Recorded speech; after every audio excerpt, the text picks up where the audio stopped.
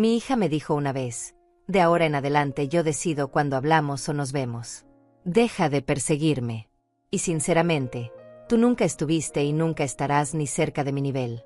Esas fueron sus palabras exactas. No las gritó. No levantó la voz. Las dijo con una calma helada, mirándome directo a los ojos, mientras el sol de marzo entraba por la ventana del salón de mi propia casa. Y cada sílaba que salió de su boca me partió en dos. Me quedé ahí parada, con las manos todavía húmedas de lavar los platos que ella ni siquiera había tocado. Había preparado su comida favorita, esa que le hacía cuando era niña y volvía triste del colegio. Lentejas con chorizo, arroz blanco, ensalada fresca. Puse la mesa como si fuera domingo de fiesta. Hasta compré flores para el centro. Gasté $20 en esas flores. $20 que me dolieron en el bolsillo, pero que pagué con gusto porque pensé que tal vez, solo tal vez, si todo estaba bonito ella se quedaría un rato más. Que me miraría como antes. Que conversaríamos como madre e hija. Pero Ángela apenas probó la comida. Revisó su teléfono todo el tiempo, contestó mensajes, subió una foto a sus redes sociales donde aparecía sonriendo en un restaurante elegante del centro. Un restaurante donde el plato más barato cuesta $50. Y ahí estaba ella, radiante, con su vestido color crema y su collar de perlas, brindando con una copa de vino que seguramente valía más que toda mi despensa de la semana. Subió esa foto mientras estaba sentada en mi mesa, en mi humilde comedor, frente al plato que yo había preparado con tanto amor y que ella apenas tocó. Cuando terminó de comer, o mejor dicho, cuando terminó de fingir que comía, se levantó sin recoger su plato. Ni siquiera me preguntó si necesitaba ayuda. Solo se paró, se acomodó el cabello y me miró de arriba abajo como si recién en ese momento se diera cuenta de dónde estaba, de quién era yo. Y entonces dijo esas cosas que ahora no puedo sacar de mi cabeza ni aunque quisiera.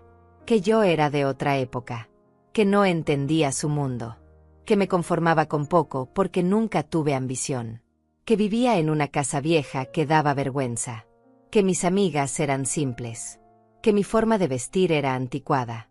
Que todo en mí le recordaba una vida que ella había dejado atrás y a la que jamás pensaba volver. No grité. No lloré. No le reclamé nada. Solo asentí despacio, como si estuviera de acuerdo, como si todo lo que me estaba diciendo no me estuviera destrozando por dentro. La acompañé hasta la puerta.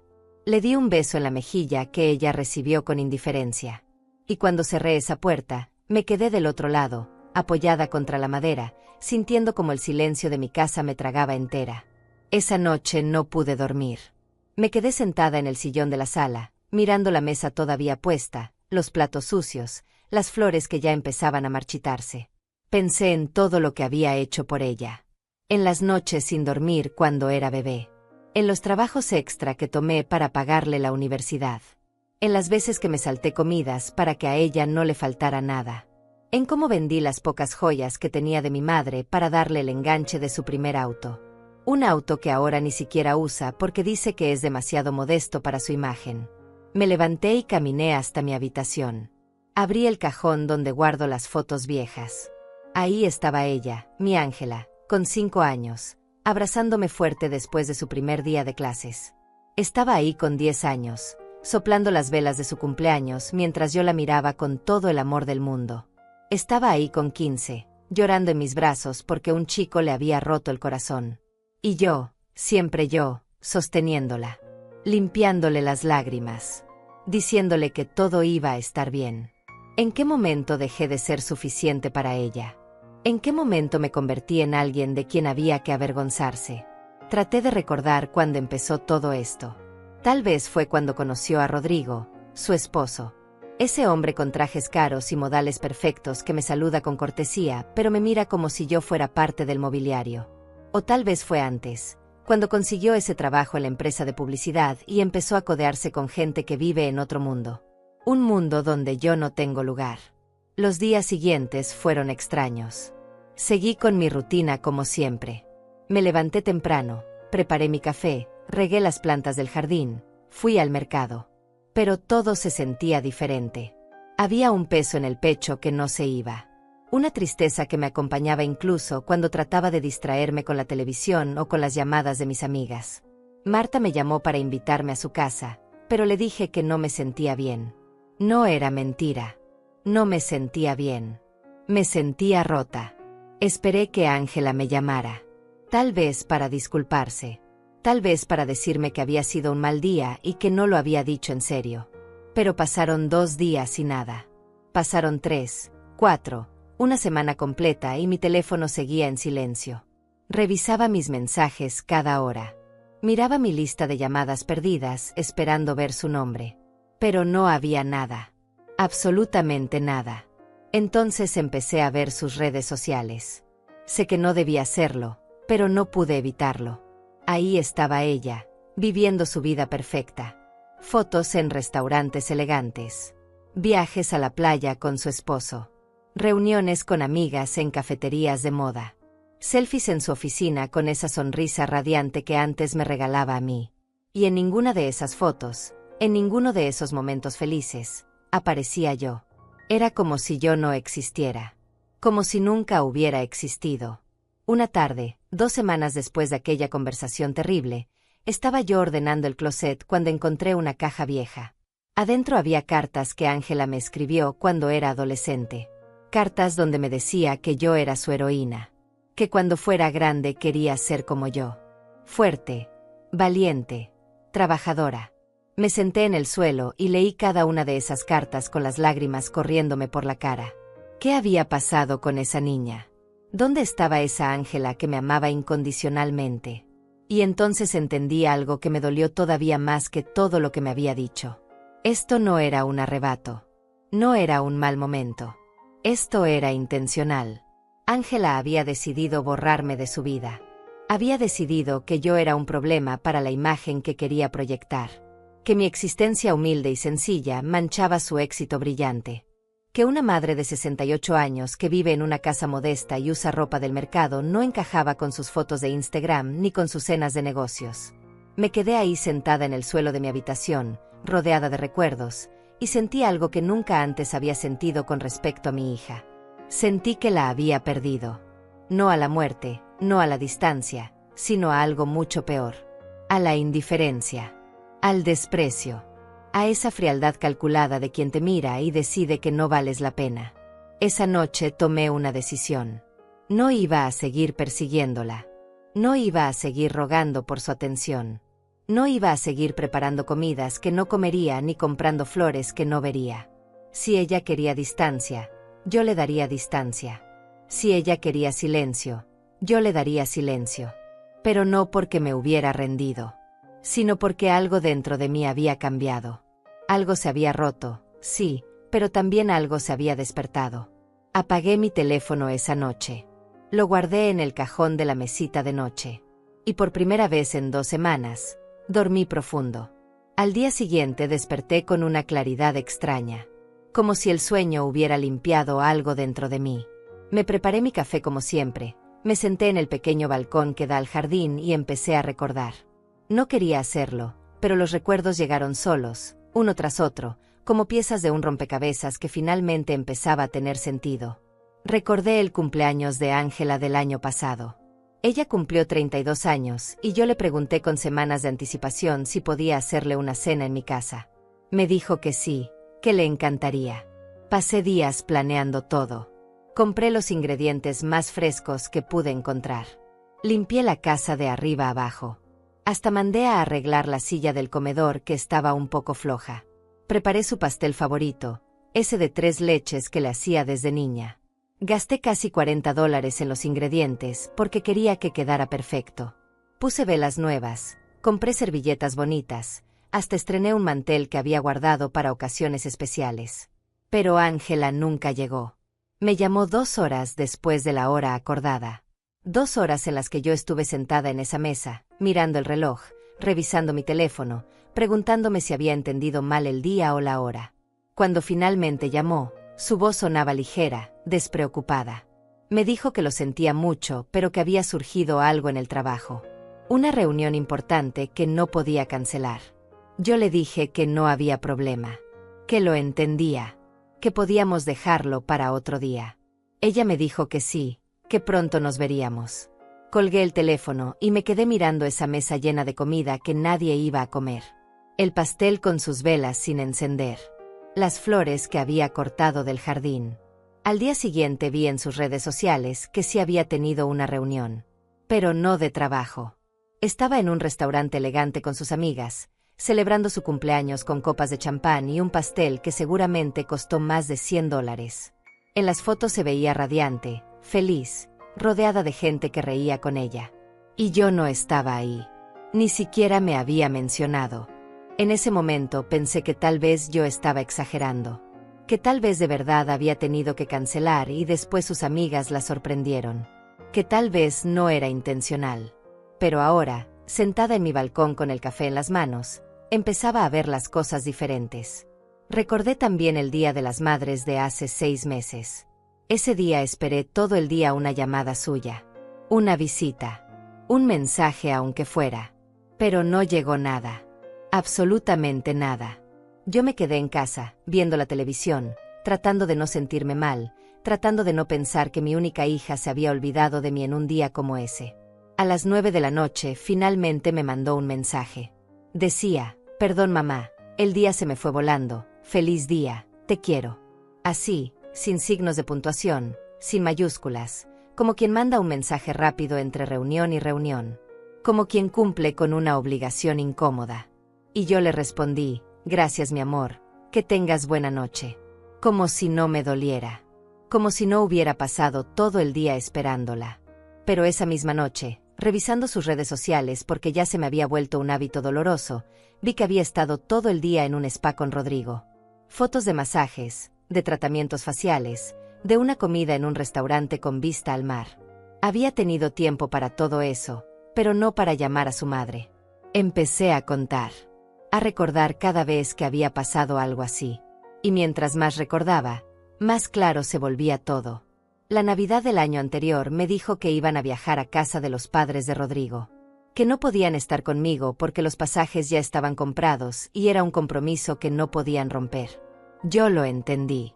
Pasé la Navidad sola, con la radio puesta para no sentir tanto el silencio, comiendo las sobras de la cena que había preparado con la esperanza de que tal vez cambiaran de opinión. Pero después me enteré por Marta, que tiene una sobrina que trabaja con Ángela, que no habían viajado a ningún lado. Que habían hecho una fiesta en su departamento. Una fiesta elegante con sus amigos de la oficina y sus vecinos del edificio donde viven. Una fiesta de la que yo, por supuesto, no fui invitada.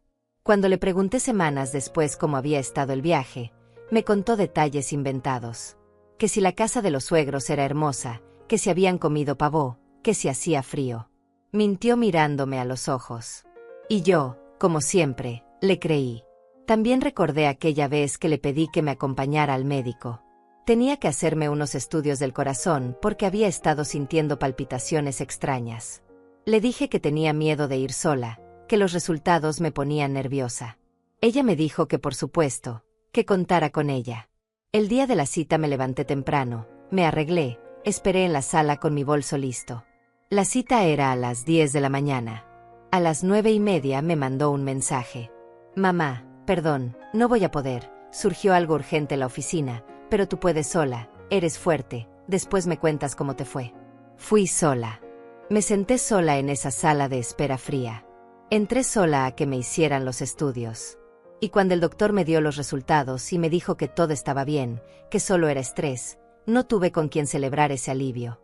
Volví a mi casa sola, en el autobús, cargando los papeles del hospital. Ángela me llamó 3 días después preguntándome qué había dicho el doctor. 3 días. Como si no hubiera sido importante. Como si yo no hubiera necesitado que alguien me sostuviera la mano ese día. Y había más. Muchas más. Pequeñas cosas que en su momento parecían normales pero que ahora, vistas todas juntas, formaban un patrón claro. Las veces que me decía que iría a visitarme el domingo y cancelaba a última hora. Las veces que yo le cocinaba algo especial y me decía que ya había comido.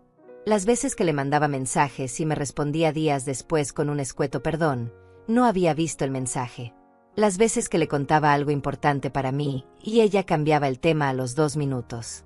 Las veces que le mostraba fotos de cuando era niña y ella miraba su teléfono con cara de aburrimiento. Las veces que yo mencionaba a mis amigas y ella ponía los ojos en blanco como si mi vida fuera irrelevante. Las veces que yo le preguntaba por su trabajo y me contestaba con monosílabos, como si yo no fuera capaz de entender su mundo. Me di cuenta de que llevaba años justificándola, diciéndome a mí misma que estaba ocupada, que su trabajo era demandante, que su vida era complicada, que el matrimonio requería tiempo y atención, que yo no podía ser egoísta y exigir que estuviera pendiente de mí todo el tiempo. Pero la verdad era otra. La verdad era que Ángela me había estado borrando poco a poco de su vida. Había estado construyendo una nueva existencia donde yo no tenía lugar. Y lo había hecho con tanta habilidad que yo misma había terminado creyendo que el problema era mío, que yo esperaba demasiado, que yo era demasiado necesitada. Me levanté del balcón y entré a la casa. Fui hasta el librero de la sala y saqué el álbum de fotos familiar. Lo abrí en la mesa del comedor y empecé a pasar las páginas despacio. Ahí estábamos las dos en cada momento importante de su vida. Su primer día de escuela. Yo llevándola de la mano, ella con su uniforme nuevo y su mochila enorme. Su graduación de primaria. Yo aplaudiendo en primera fila, con el orgullo pintado en la cara. Su fiesta de 15 años. Yo con ese vestido verde que me compré en oferta y que usé tantas veces porque no tenía dinero para otro. Su graduación universitaria. Yo llorando de emoción mientras ella recibía su diploma. El día de su boda. Yo ayudándola a ponerse el vestido, arreglándole el velo, diciéndole lo hermosa que se veía. En todas esas fotos yo estaba ahí. Siempre ahí. Pero ahora, si alguien viera las redes sociales de Ángela, si alguien viera su vida actual, pensaría que ella no tiene madre. Pensaría que llegó a donde está sola. Que construyó su éxito sin ayuda de nadie. Y tal vez eso era exactamente lo que ella quería que pensaran. Cerré el álbum y lo guardé de nuevo en el librero. Me quedé parada ahí en medio de la sala, sintiendo como todo ese peso de recuerdos se acomodaba en mi pecho. Ya no era solo tristeza. Era algo más profundo. Era desilusión. Era rabia contenida. Era el dolor de entender que tu propia hija te ve como un error del pasado que hay que esconder. Pero también era otra cosa. Era claridad. Por primera vez en mucho tiempo, veía las cosas como realmente eran. Sin excusas. Sin justificaciones. Sin ese velo de esperanza que me hacía creer que todo iba a mejorar algún día. Pasaron varios días en los que no hice más que pensar. No llamé a nadie. No salí de casa más que para lo necesario. Me quedé ahí, en mi pequeño mundo, procesando todo lo que había entendido. Y con cada hora que pasaba, algo dentro de mí se iba transformando. Ya no era solo dolor. Era aceptación. Aceptación de que mi hija había tomado una decisión. De que me había borrado de su vida de forma consciente y deliberada. De que cada cancelación, cada mentira, cada olvido, no habían sido accidentes ni coincidencias. Habían sido elecciones. Me senté una mañana en la mesa de la cocina con una taza de té caliente entre las manos. Afuera llovía despacio. El sonido del agua contra las ventanas era lo único que rompía el silencio de la casa. Y en ese silencio, finalmente, dejé de pelear contra la verdad. Mi hija se avergonzaba de mí. Lo había sabido siempre, en algún lugar profundo que no quería escuchar. Pero ahora lo veía con una claridad que dolía y aliviaba al mismo tiempo. Ella no me quería cerca porque yo representaba todo lo que ella había dejado atrás. La pobreza. La sencillez. La vida sin glamour. Yo era la evidencia viva de que ella no había nacido en una cuna de oro. De que su ropa cara y su departamento lujoso y su auto del año no eran herencia familiar sino construcción propia. Y en lugar de sentirse orgullosa de eso, en lugar de honrar el camino que había recorrido, había decidido que era mejor fingir que ese camino nunca existió. Que yo nunca existí. Me levanté de la mesa y caminé hasta el espejo del pasillo. Me miré fijamente. Vi a una mujer de 68 años con arrugas que contaban historias. Con manos gastadas de trabajar. Con ojos cansados pero todavía vivos. Vi a una mujer que había dado todo por su hija y que ahora estaba sola. Pero también vi algo más. Vi a una mujer que seguía de pie. Que no se había derrumbado a pesar de todo. Que todavía tenía fuerzas aunque no supiera muy bien para qué. Y en ese momento tomé una decisión que cambiaría todo. No iba a seguir rogando. No iba a seguir esperando. No iba a seguir justificando lo injustificable. Si Ángela quería distancia, yo le daría más distancia de la que ella podía imaginar. Si ella quería silencio, yo le daría un silencio tan profundo que lo sentiría en los huesos. Pero no por despecho, no por venganza, sino porque finalmente había entendido algo fundamental. Yo no podía seguir mendigando amor donde claramente no lo había. No podía seguir sacrificándome por alguien que no valoraba esos sacrificios. No podía seguir viviendo en función de una hija que había decidido que yo no era suficiente. Tenía que vivir para mí. Por primera vez en décadas, tenía que pensar en mí. Fui hasta mi habitación y saqué del cajón el teléfono que había apagado días atrás. Lo encendí y esperé a que cargara. Tenía 11 mensajes de Marta preguntando cómo estaba. 3 de Anita invitándome a su casa. 2 de números desconocidos que seguramente eran publicidad. Ninguno de Ángela. Ni uno solo.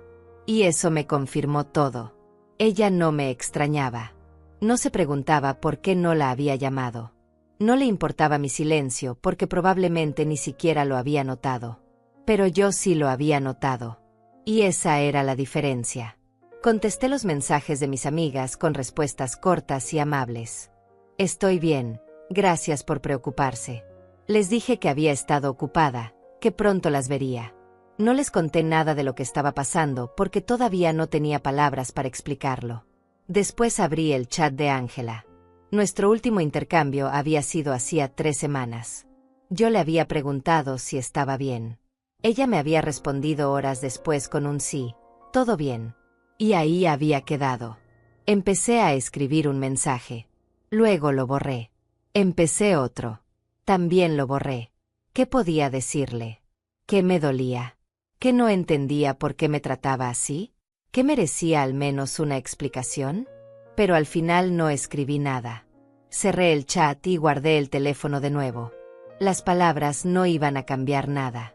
Nada de lo que yo dijera iba a hacerle entender lo que me había hecho. Y si ella no lo entendía por sí misma, entonces no había caso. Los días siguientes los pasé en una especie de calma extraña. No era felicidad, pero tampoco era la tristeza desesperada de antes. Era algo intermedio. Una aceptación tranquila de lo que era. Una rendición que no se sentía como derrota, sino como liberación. Empecé a hacer cosas para mí. Pequeñas cosas que había dejado de lado por estar siempre pendiente de Ángela. Regué mis plantas con más cuidado. Cociné los platos que a mí me gustaban aunque fueran simples. Me senté en el jardín a leer el libro que había comprado meses atrás y que todavía estaba sin abrir. Una tarde, mientras limpiaba la casa, encontré en el armario una caja con cosas viejas. Adentro había documentos, papeles del banco, recibos antiguos. Empecé a sacarlos para tirarlos cuando encontré algo que me detuvo en seco. Era una carta. O mejor dicho, un sobrecerrado que tenía mi nombre escrito con una letra que no reconocí de inmediato. Lo abrí con curiosidad. Adentro había una carta fechada hacía casi 4 años. La firma al final decía Julio Mesa. Julio Mesa. Ese nombre me sonaba vagamente familiar, pero no lograba ubicarlo. Empecé a leer la carta despacio. Decía que él era un abogado y que necesitaba hablar conmigo sobre un asunto importante relacionado con una herencia familiar. Dejaba su número de teléfono y me pedía que lo contactara lo antes posible. Me quedé mirando esa carta sin entender. ¿Una herencia? ¿De quién? ¿Y por qué nunca había visto esta carta antes? Entonces recordé.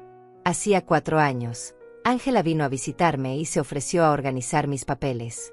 Dijo que mi armario era un desastre y que ella me ayudaría a ordenar todo. Yo acepté agradecida porque en ese entonces todavía creía que esos gestos eran de amor y no de control. Ella pasó toda una tarde sacando papeles, revisando documentos, guardando cosas en cajas.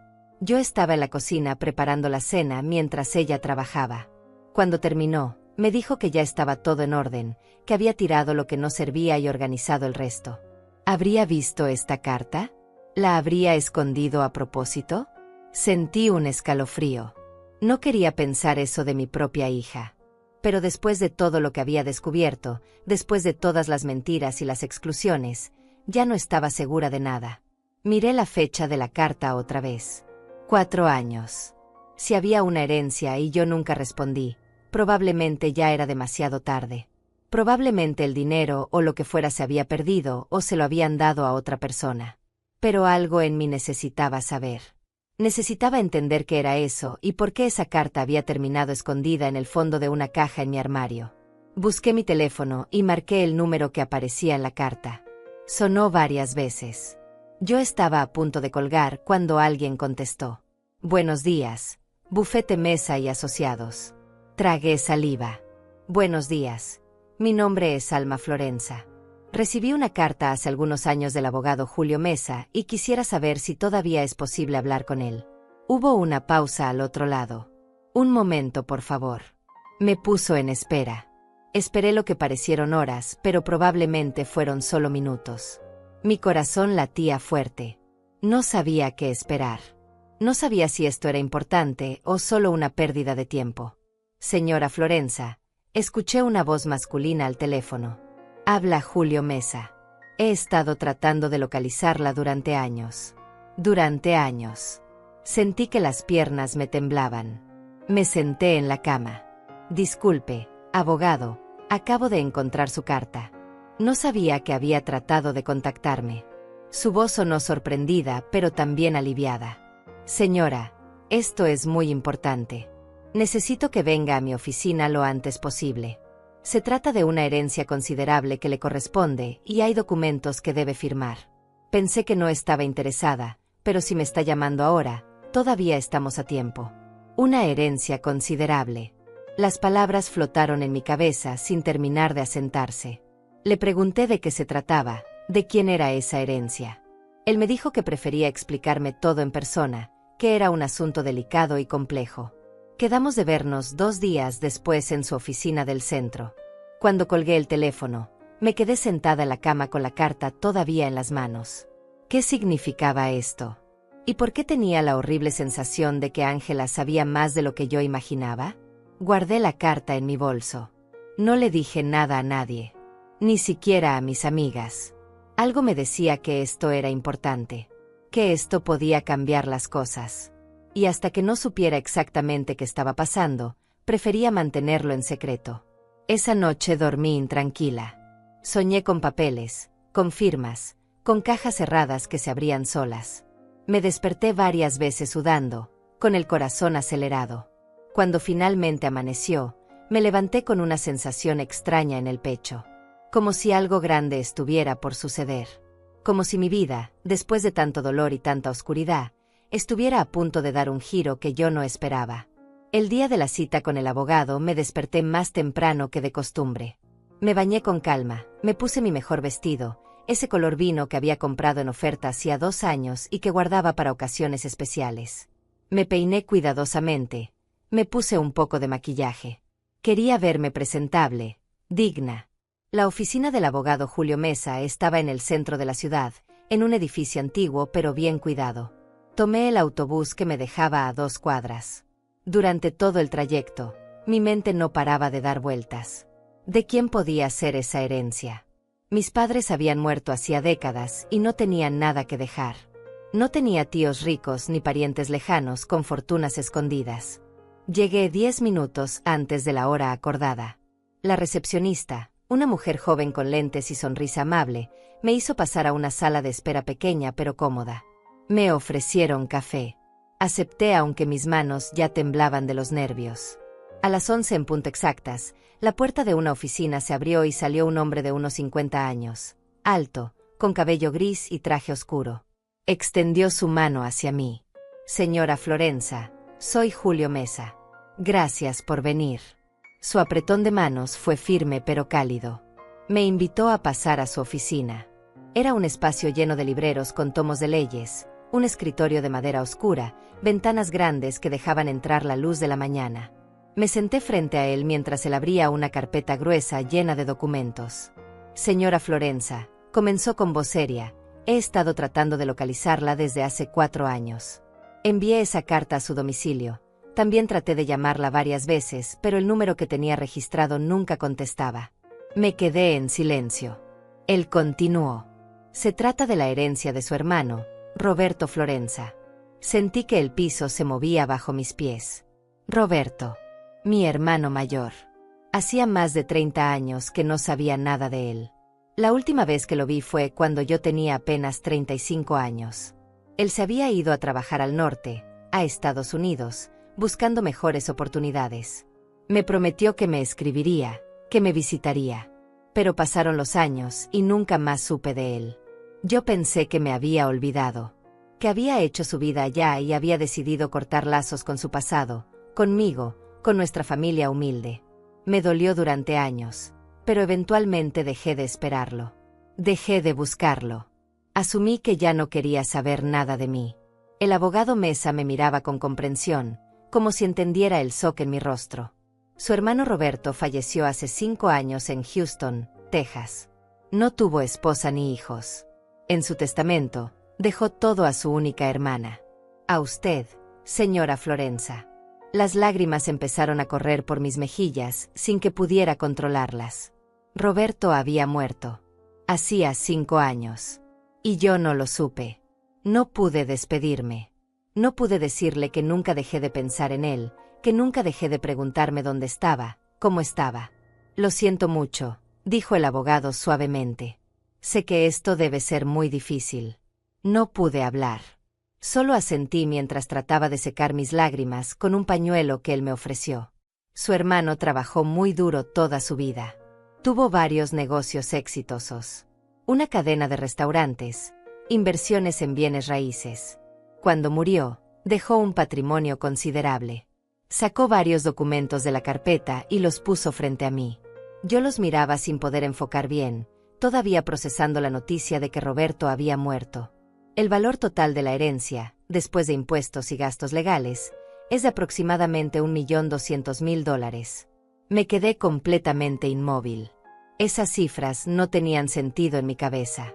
Repetí en voz baja, como si necesitara escucharme decirlo para creerlo. ¿$1.200.000? Sí, señora.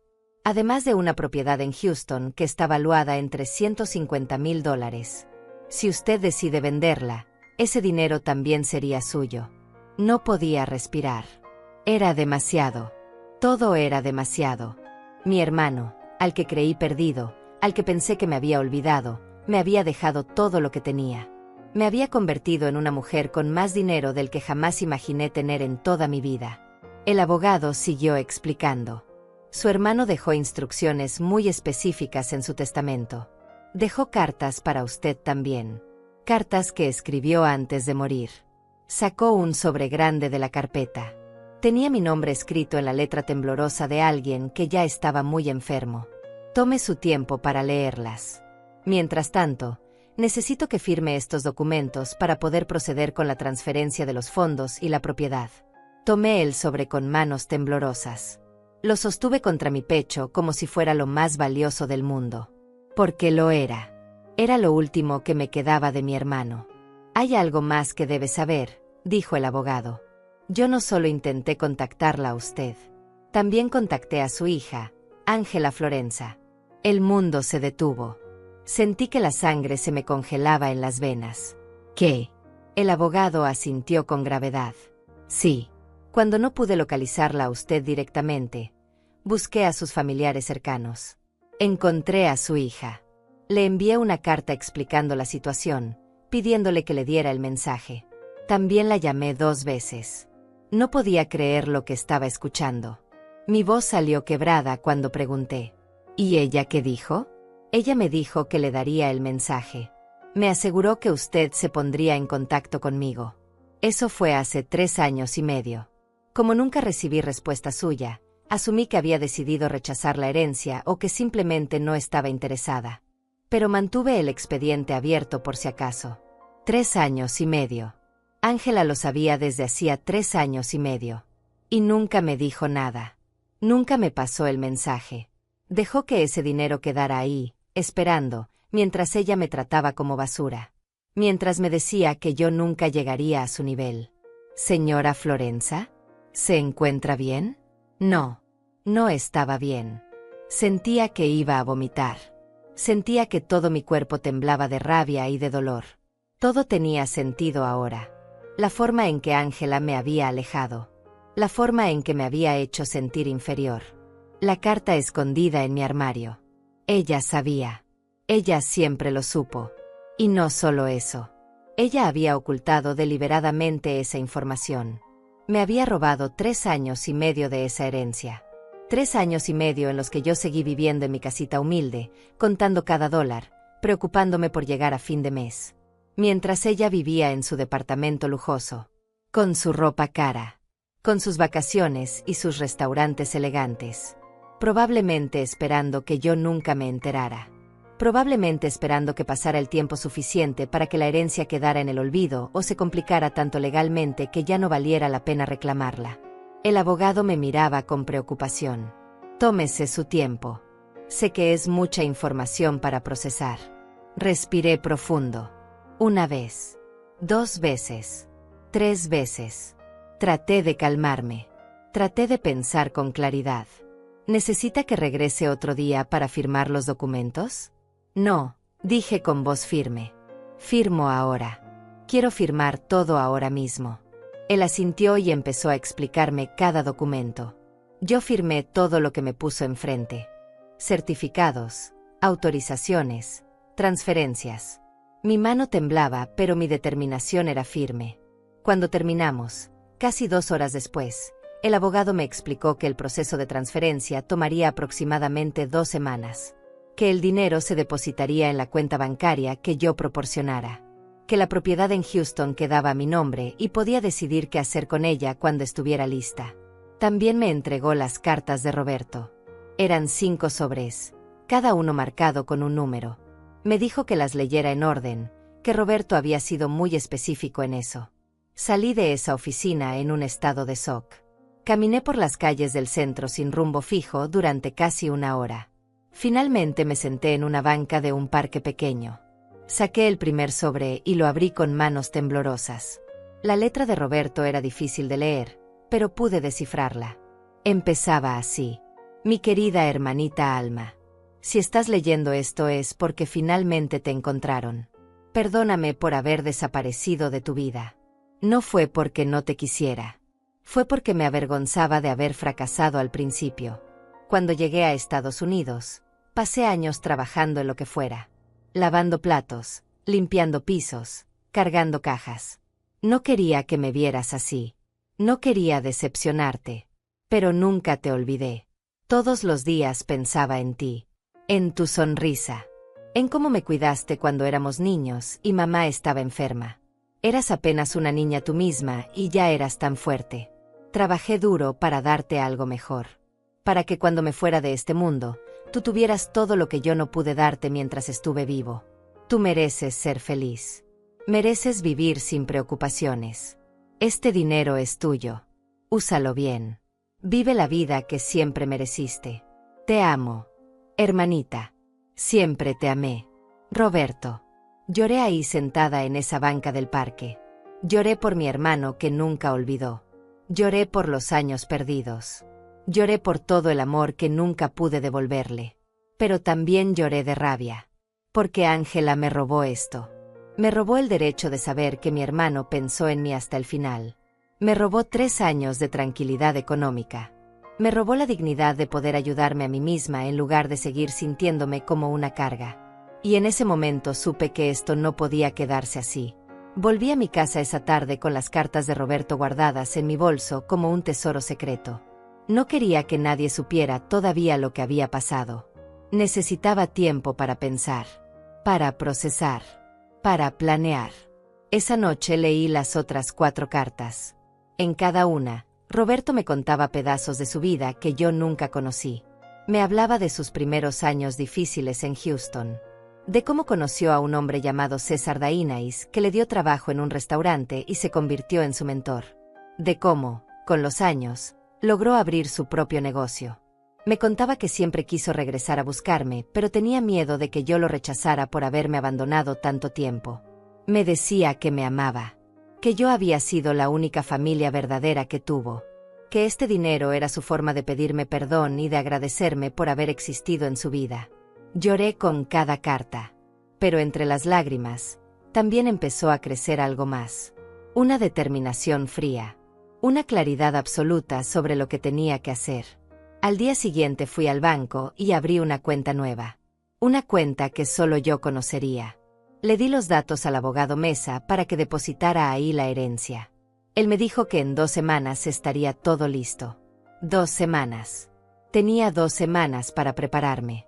Pero primero necesitaba pruebas. Necesitaba estar completamente segura de lo que Ángela había hecho. No podía confrontarla solo con sospechas. Necesitaba evidencia clara e innegable. Llamé de nuevo a la oficina del abogado Mesa. Le expliqué mi situación. Le conté sobre la carta que había encontrado escondida en mi armario. Le pedí si podía darme copias de todos los intentos que él había hecho para contactarme. Registros de las cartas enviadas, de las llamadas hechas, de los mensajes dejados con Ángela. Él entendió de inmediato la gravedad de la situación. Me dijo que me prepararía un expediente completo con todas las pruebas. Fechas exactas, copias de correspondencia, registros telefónicos. Todo documentado. Perfecto, le dije. Lo necesito todo por escrito. Pasé los siguientes días en una calma extraña. Seguí con mi rutina normal. Salí al mercado, limpié la casa, regué mis plantas. Pero por dentro, mi mente trabajaba constantemente. Planeando, calculando, preparando cada detalle de lo que vendría. Una tarde, Marta vino a visitarme. Trajo pan dulce que había hecho esa mañana. Nos sentamos en la cocina a tomar café.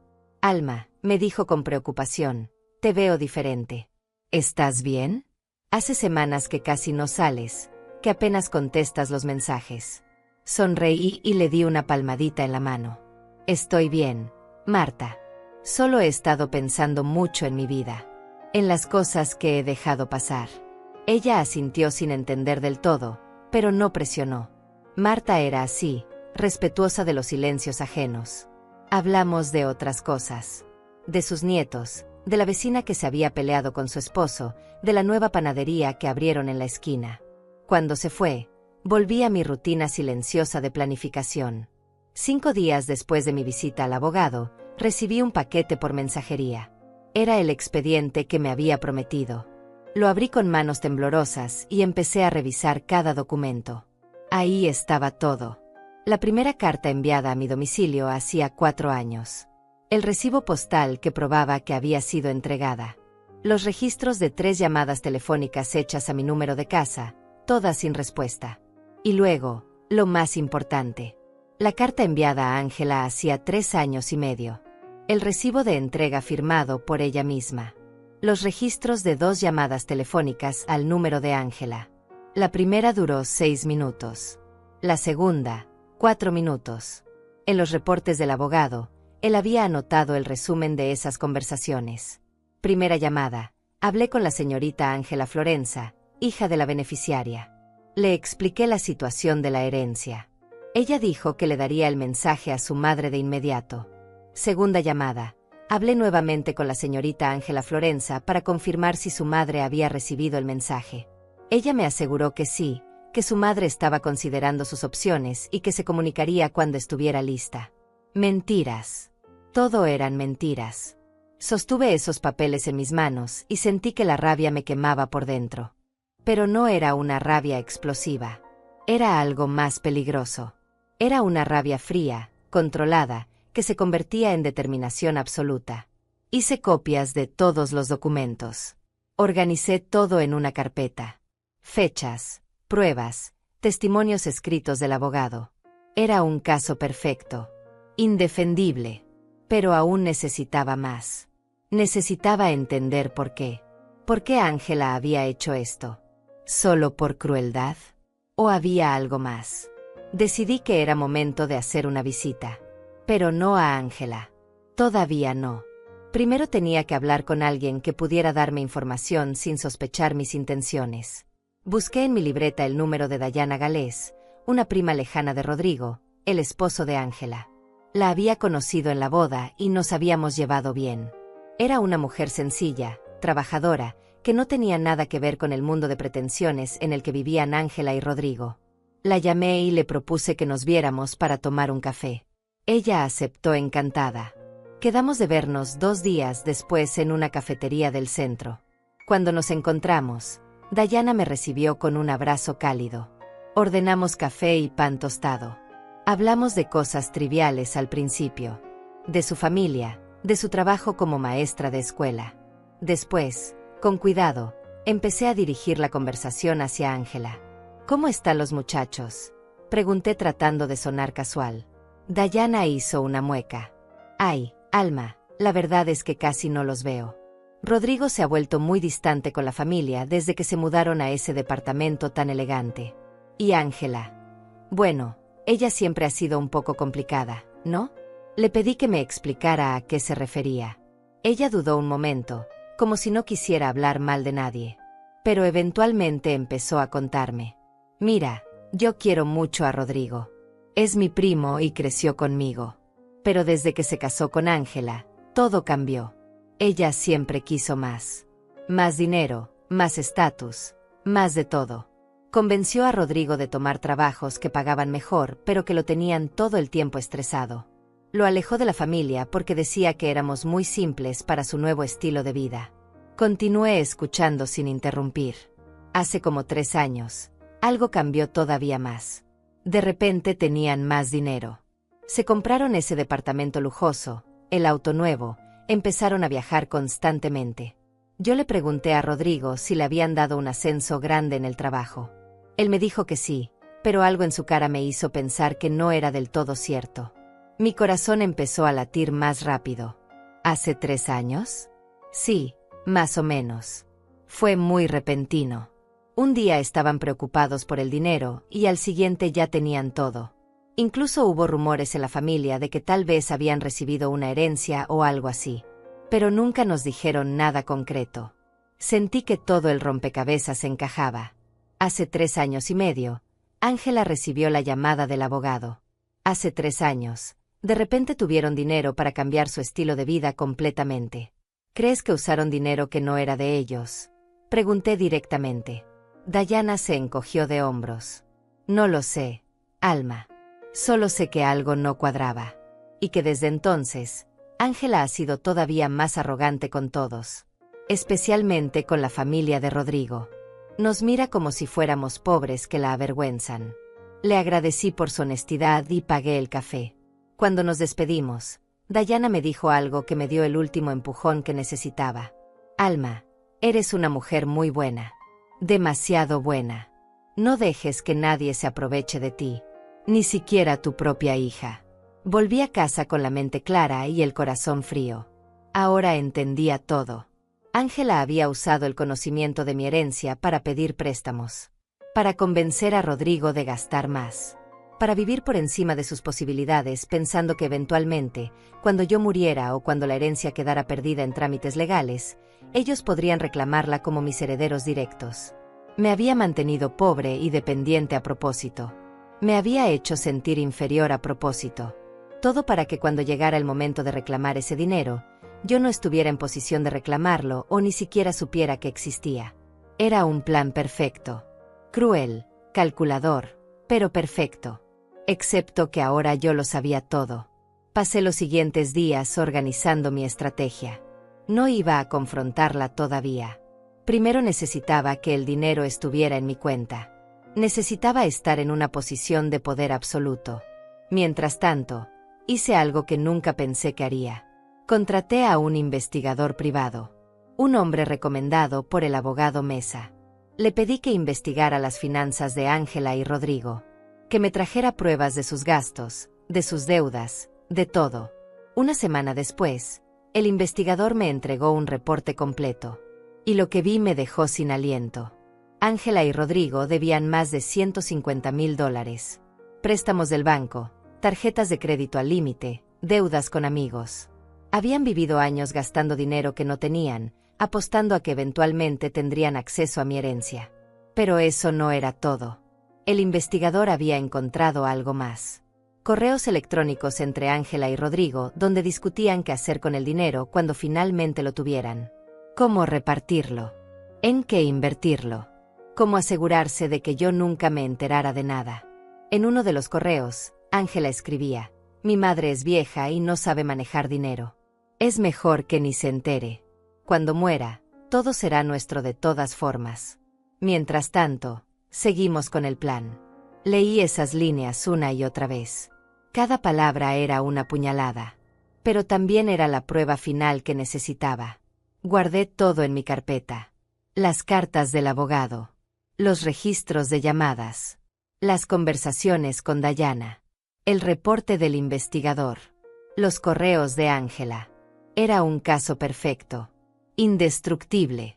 2 días después recibí la llamada del abogado Mesa. El dinero estaba depositado en mi cuenta. $1.200.000. Más dinero del que jamás imaginé tener. Fui al banco ese mismo día.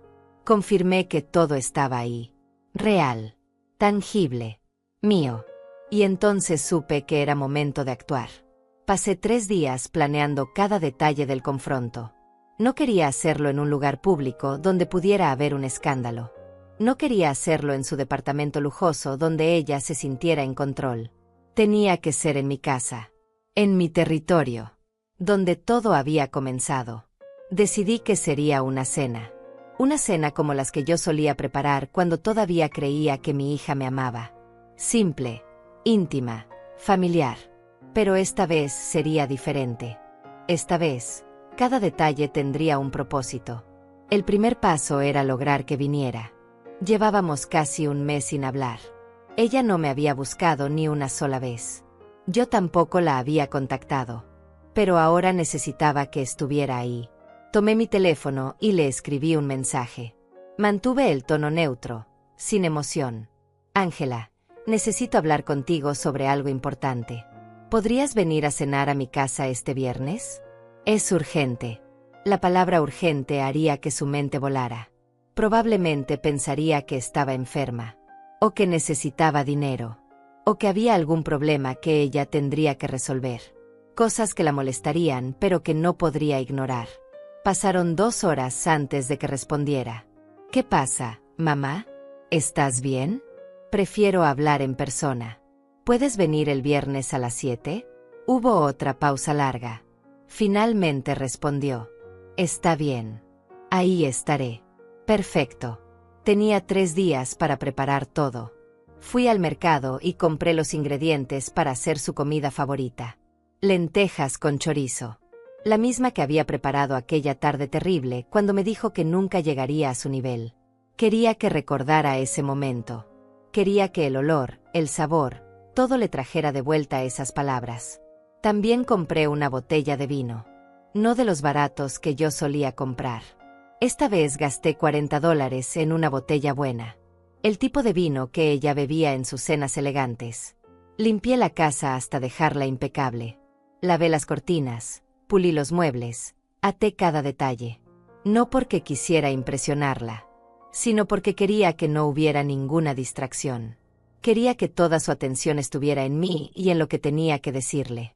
Preparé la mesa con cuidado. Mantel limpio, platos bien puestos, cubiertos alineados. En el centro coloqué un florero sencillo con flores del jardín. Nada ostentoso. Todo simple pero digno. En mi habitación, sobre la cama, coloqué la carpeta con todas las pruebas. La organicé en orden cronológico. Primero las cartas del abogado a mi dirección. Luego las dirigidas a Ángela. Después los registros de llamadas. El reporte del investigador. Los correos electrónicos impresos. Todo perfectamente ordenado y marcado con notas adhesivas para encontrar cada cosa rápidamente. También preparé las 5 cartas de Roberto. Las puse en un sobre aparte. Esas eran solo para mí, pero quería tenerlas cerca. Me daban fuerza. El jueves por la noche, ensayé mentalmente cada palabra que diría. No podía dejarme llevar por la emoción. No podía gritar ni llorar. Tenía que mantenerme firme, tranquila, en control absoluto. Porque la verdad era suficientemente poderosa. No necesitaba adornarla con lágrimas ni con rabia. Solo necesitaba presentar los hechos, uno por uno, y dejar que ella se ahogara en su propia mentira. El viernes llegó más rápido de lo que esperaba. Me levanté temprano y empecé a cocinar. Las lentejas necesitaban tiempo. Corté las verduras con cuidado, doré el chorizo, dejé que todo se cocinara a fuego lento.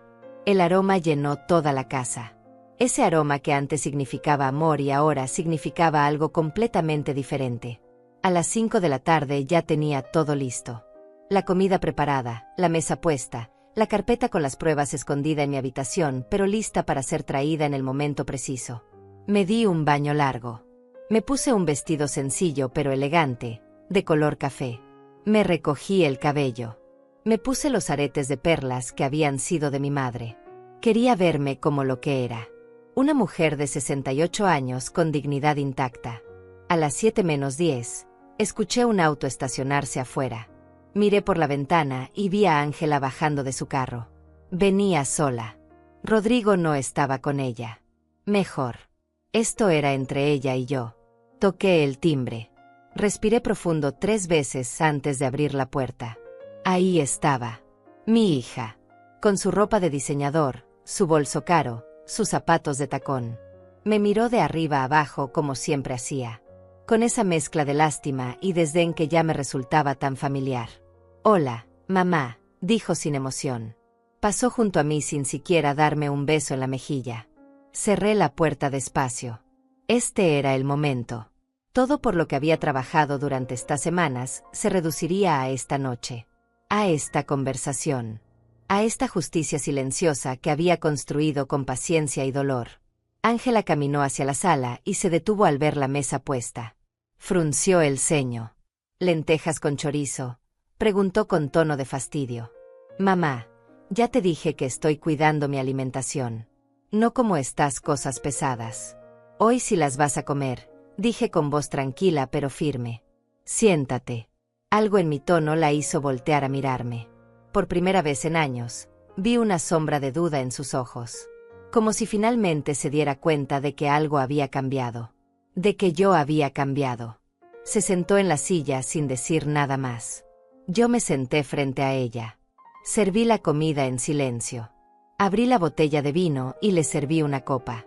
Ella tomó un sorbo y alzó la ceja sorprendida. Este vino es bueno. No sabía que tenías estos gustos. Sonreí sin decir nada. Todavía no era momento de hablar. Primero quería que comiera.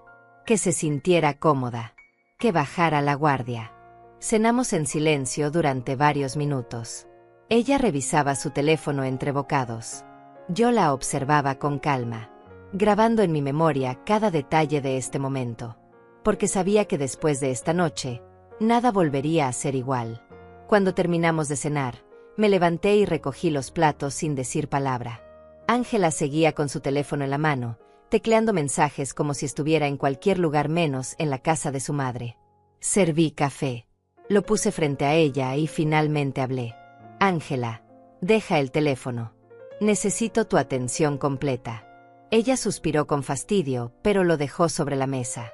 Me miró con esa expresión de impaciencia que había perfeccionado a lo largo de los años. ¿De qué se trata todo esto, mamá? Ya estoy aquí. Ya cené. ¿Qué es tan urgente? Me senté de nuevo frente a ella. Puse mis manos sobre la mesa. Respiré profundo. Hace algunas semanas encontré algo en mi armario. Una carta que tenía 4 años guardada ahí. Una carta del abogado Julio Mesa. Vi cómo su rostro cambiaba. Solo un poco. Un pequeño temblor en el párpado. Una tensión casi imperceptible en la mandíbula. Pero yo la conocía. Sabía leer cada microexpresión de su cara. Julio Mesa, preguntó con voz cuidadosamente neutral. No sé quién es ese. Es el abogado que manejó la herencia de mi hermano Roberto. Mi hermano que murió hace 5 años en Houston y me dejó todo lo que tenía. Ahora sí había pánico en sus ojos. Trató de disimularlo, pero era demasiado tarde. Yo ya lo había visto. Ah, ¿tenías un hermano? No lo sabía. Nunca me hablaste de él. Te hablé de él muchas veces cuando eras niña. Roberto, mi hermano mayor. El que se fue a Estados Unidos cuando tú tenías 5 años. Ella se encogió de hombros. No me acuerdo. De todas formas, ¿por qué me cuentas esto ahora? Me levanté despacio. Caminé hasta mi habitación. Tomé la carpeta que había preparado. Regresé y la puse sobre la mesa frente a ella. Porque quiero que veas algo. Abrí la carpeta. Saqué el primer documento. La carta enviada a mi casa hacía 4 años. La puse frente a ella. Esta carta llegó a mi domicilio. El abogado Mesa intentó contactarme para informarme sobre la herencia de $1.200.000 que mi hermano me había dejado. Vi cómo tragaba saliva, cómo sus dedos se crispaban sobre la mesa. Pero yo nunca recibí esa carta. ¿Sabes por qué, Ángela? Ella no respondió. Solo me miraba con los ojos muy abiertos. Saqué el siguiente documento. La carta enviada a su dirección. El recibo de entrega con su firma. Porque 3 años y medio atrás, el abogado te contactó a ti. Te envió esta carta. Tú la recibiste. Aquí está tu firma. Y no solo eso. Él te llamó 2 veces. Habló contigo por teléfono. Te explicó todo sobre la herencia. Y tú le dijiste que me darías el mensaje. Mi hija. No. Yo no. Yo nunca recibí nada. Aquí están los registros telefónicos. 2 llamadas. Una de 6 minutos. Otra de 4. Aquí están las notas del abogado sobre lo que hablaron. Palabra por palabra. Puse los papeles frente a ella. Uno por uno. Metódicamente. Sin prisa. Ella intentó tomar los documentos, pero le temblaban tanto las manos que los dejó caer. Su cara había perdido todo el color. Continué. Y aquí está algo todavía más interesante. Saqué el reporte del investigador. Las deudas. Los préstamos. Los gastos excesivos que habían tenido en los últimos 3 años. Hace 3 años, de repente tú y Rodrigo empezaron a gastar mucho más dinero. Se compraron el departamento nuevo. El auto. Los viajes. Todo pagado con préstamos y tarjetas de crédito. Como si estuvieran apostando a que pronto tendrían mucho dinero disponible. Ángela se puso de pie bruscamente. Esto es ridículo. No tienes derecho a investigar mi vida privada. Tengo todo el derecho cuando descubro que mi propia hija me ocultó información sobre una herencia que me pertenecía. Que me mantuvo en la pobreza a propósito mientras ustedes vivían endeudados hasta el cuello esperando poder quedarse con mi dinero.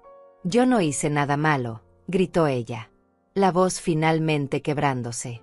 Saqué los correos electrónicos impresos. El último golpe. Entonces explícame esto. Puse frente a ella el correo donde decía que era mejor que yo no me enterara de nada. Donde hablaban de esperar a que yo muriera para quedarse con todo. Ella leyó. Y mientras leía, vi cómo se derrumbaba. Como toda su arrogancia, toda su superioridad, se desmoronaba como un castillo de naipes. Se dejó caer en la silla. Se cubrió la cara con las manos. Mamá, yo, nosotros, estábamos desesperados. Rodrigo perdió su trabajo hace 3 años. Teníamos deudas. Cuando el abogado me llamó, pensé que podíamos usar eso. Que podíamos pedir préstamos contra esa herencia futura. Que tú nunca te enterarías y que cuando ya no estuvieras, nosotros podríamos pagar todo. Cuando ya no estuviera, repetí con voz helada. Cuando me muriera, ¿quieres decir? Ella sollozaba ahora. No fue por maldad. Fue por necesidad. Tú no entiendes la presión que teníamos. Las deudas. El estilo de vida que teníamos que mantener. ¿El estilo de vida? Mi voz subió de volumen por primera vez. Me dejaste vivir contando cada dólar, vendiendo mis cosas, preocupándome por llegar a fin de mes, todo para que ustedes pudieran mantener un estilo de vida que ni siquiera podían pagar. Lo siento, mamá. Lo siento mucho. No, no lo sientes. Lo sientes porque te descubrí. Lo sientes porque ahora sabes que perdiste. Me puse de pie. La miré desde arriba. Esta mujer que había sido mi hija. Esta extraña que ya no reconocía. El dinero ya está en mi cuenta. Todo. Cada centavo. Y no verás ni $1 de él. Ni ahora ni cuando me muera. Porque ya hablé con el abogado y cambié mi testamento. Todo lo que tengo se irá a organizaciones de caridad. Tú no tendrás nada. Ángela se puso de pie tambaleándose. No puedes hacer eso. Soy tu hija. Soy tu única familia.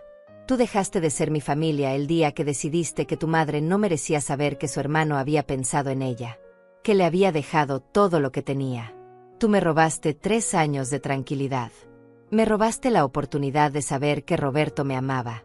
Me robaste mi dignidad. Ella extendió las manos hacia mí.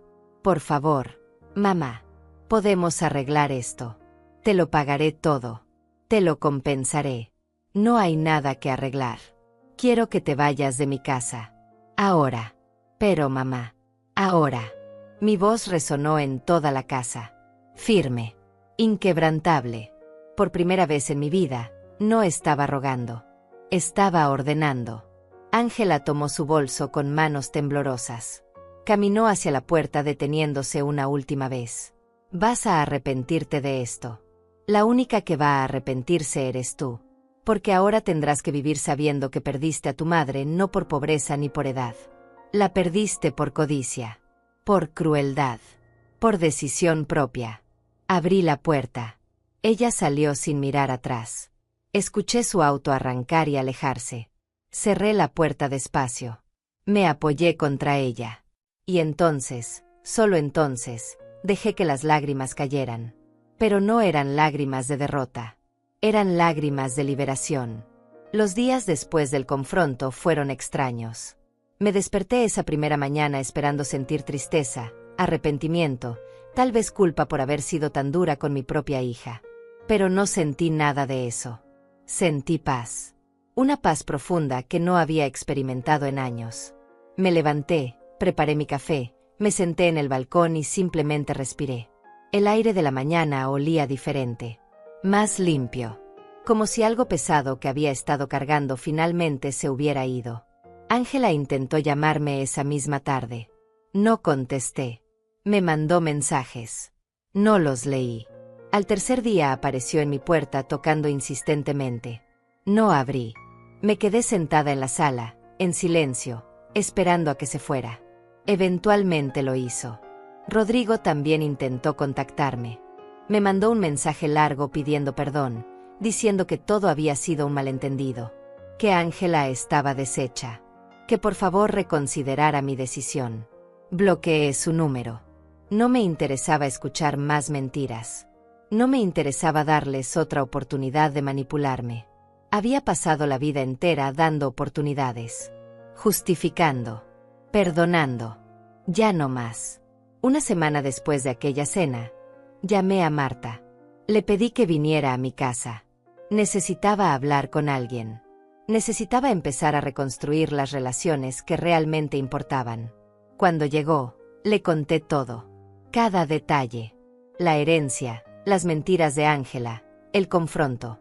Marta me escuchó con los ojos cada vez más abiertos. Cuando terminé de hablar, se quedó en silencio un largo momento.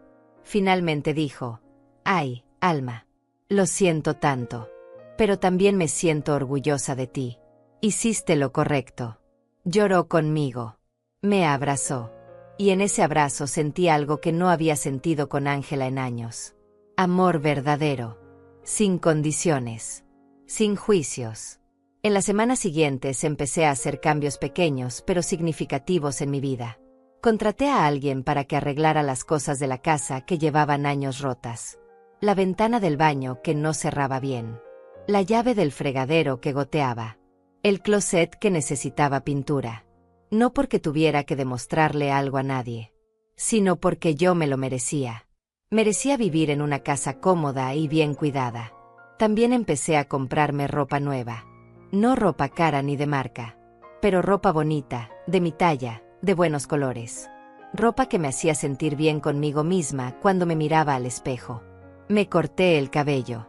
Fui a un salón de verdad por primera vez en años, no a la señora de la esquina que cobraba $5. Gasté $40 en un corte profesional y mechas suaves. Cuando salí y me vi en el espejo del auto, casi no me reconocí. Me veía renovada. Anita y Celia, mis otras amigas, notaron los cambios. Me preguntaron qué había pasado. Les conté partes de la historia, lo necesario. Ellas me apoyaron sin hacer preguntas incómodas. Un mes después del confronto, tomé una decisión importante. Llamé al abogado Mesa y le pedí que me ayudara con algo. Quería donar $50,000 a un centro de ayuda para mujeres mayores en situación de abandono familiar. Mujeres como yo que habían sido olvidadas por sus hijos. El abogado me ayudó con todos los trámites. La donación se hizo de forma anónima. No necesitaba reconocimiento público. Solo necesitaba saber que ese dinero ayudaría a alguien que lo necesitara. También decidí vender la propiedad en Houston que Roberto me había dejado. No tenía sentido mantenerla. La vendí por $350,000.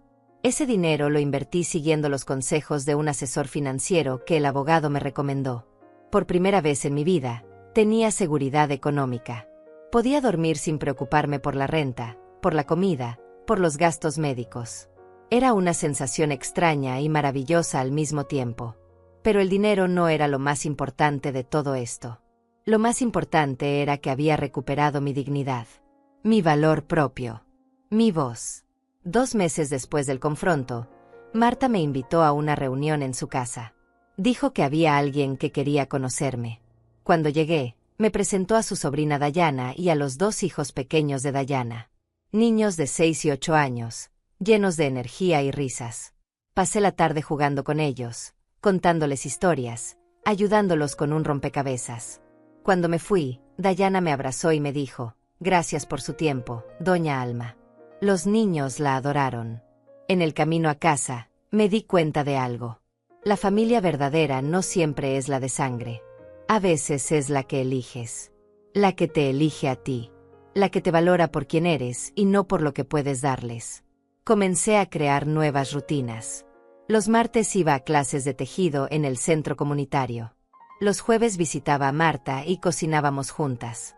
Los sábados iba al mercado y luego me daba el lujo de desayunar en una cafetería bonita donde servían pan dulce recién hecho. Pequeñas cosas que me hacían feliz. Que me recordaban que valía la pena estar viva. Una tarde, 3 meses después de todo, estaba yo regando las plantas del jardín cuando escuché que alguien tocaba la puerta. Pensé que era Marta. Pero cuando abrí, me encontré con Ángela. Se veía terrible. Ojos hinchados, sin maquillaje, ropa arrugada. Nada que ver con la mujer impecable y arrogante que había sido. «Mamá», susurró. «Por favor. Necesito hablar contigo». Estuve a punto de cerrar la puerta. Pero algo en su mirada me detuvo. No era manipulación. Era dolor genuino. Desesperación real. La dejé entrar. Nos sentamos en la sala. Y ella empezó a hablar. Me contó que Rodrigo la había dejado. Que sus amigas elegantes habían desaparecido cuando supieron que tenían problemas de dinero. Que el banco estaba por quitarles el departamento. Que lo había perdido todo. Y que finalmente, en medio de toda esa ruina, se había dado cuenta de lo que realmente importaba. De lo que había perdido. No el dinero. A mí. A su madre. «No te estoy pidiendo dinero, mamá», dijo entre lágrimas. «Sé que no merezco nada de ti. Solo quiero que sepas que me arrepiento. De verdad me arrepiento.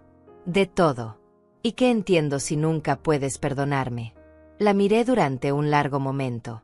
Esta mujer rota frente a mí. Mi hija. La niña que había cargado en brazos. La adolescente que había consolado. La adulta que me había traicionado. Y sentí algo que no esperaba. No era perdón. Todavía no. Pero era compasión. Me quedé mirando a Ángela durante lo que pareció una eternidad. Vi en sus ojos algo que no había visto en años. Humildad. Vergüenza real. Dolor genuino. Pero también vi algo más profundo. Vi a una mujer que finalmente había tocado fondo y que estaba empezando a entender el daño que había causado. «No sé si algún día podré perdonarte completamente», le dije con voz tranquila pero firme. «Lo que hiciste no fue un error. Fue una serie de decisiones conscientes y crueles que tomaste durante años. Me borraste de tu vida. Me ocultaste información que me pertenecía. Me trataste como si fuera una vergüenza». «Lo sé», susurró ella. «Lo sé y no tengo excusas. Estaba tan obsesionada con aparentar, con ser alguien importante, que olvidé quién era realmente. Olvidé de dónde venía. Te olvidé a ti». Las lágrimas corrían por su rostro sin control. Yo permanecí serena. Había llorado demasiado por ella durante años. Ya no me quedaban más lágrimas que darle. «El perdón no es algo que puedas exigir ni que yo pueda darte así como así», continué. Es algo que se construye con el tiempo, con acciones, con cambios reales, no con palabras dichas en un momento de desesperación. Ella asintió. Entiendo. Y no espero que me perdones ahora. Ni siquiera sé si merezco otra oportunidad. Solo necesitaba que supieras que me di cuenta, que entendí, que perderte a ti fue peor que perder el departamento, el dinero, todo lo demás. Me levanté y caminé hasta la ventana. Afuera el sol empezaba a ponerse. Las sombras se alargaban sobre el jardín que yo misma había cuidado durante años. Ese jardín simple pero lleno de vida. Ángela, le dije sin voltear a verla, tú y yo necesitamos tiempo. Mucho tiempo.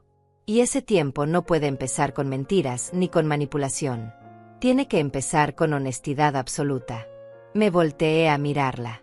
Si de verdad quieres reconstruir algo conmigo, tendrás que demostrarme con hechos que has cambiado.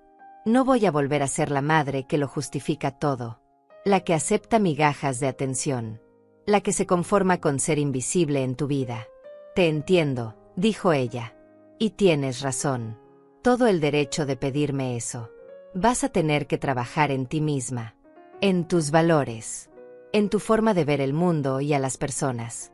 Porque la mujer que vino a mi casa hace 3 meses y me dijo que nunca estaría a su nivel, esa mujer no puede ser mi hija. Ya no quiero ser esa mujer, mamá. Te lo juro. Estar sola estos meses me hizo ver todo con claridad. Las amigas que tenía no eran amigas.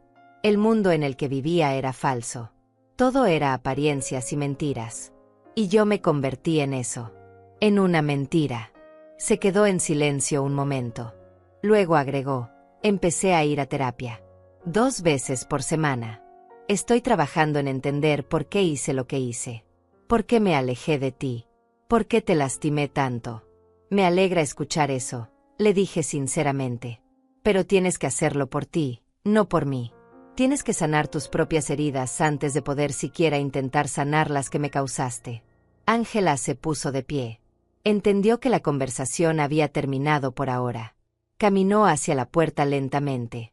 ¿Puedo volver a visitarte?, preguntó con voz pequeña. No ahora.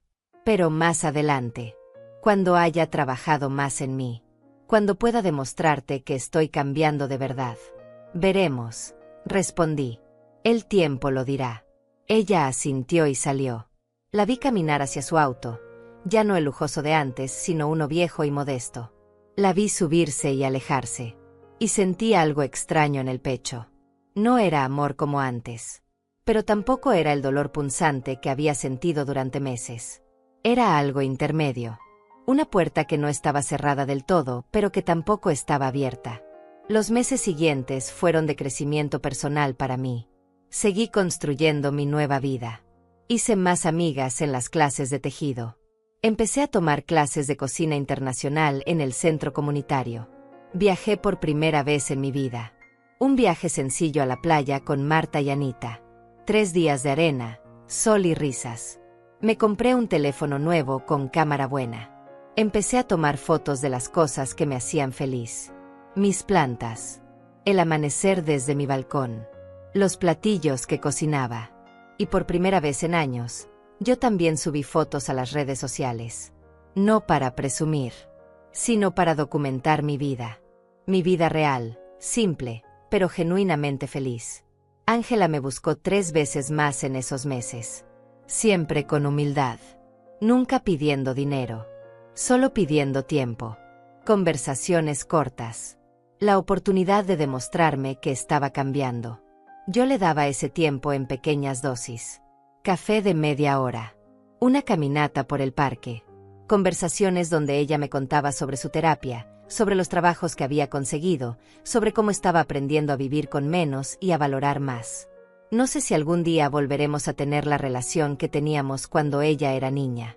Probablemente no. Demasiado ha pasado. Demasiado se rompió. Pero tal vez, con tiempo y trabajo real, podamos construir algo nuevo. Algo más honesto. Algo basado en respeto mutuo y no en obligación o culpa. Mientras tanto, yo seguí viviendo. No para ella.